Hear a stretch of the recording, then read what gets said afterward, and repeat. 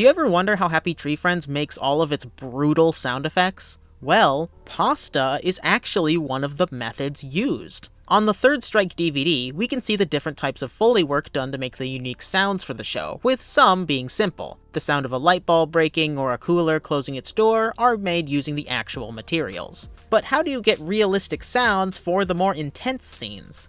Well, they used bamboo to replicate the sound of a bone breaking, and used wet pasta to make all the squishy sounds for all the guts. A whole lot of pasta. Well, at least no real tree friends were harmed in the production of the episodes.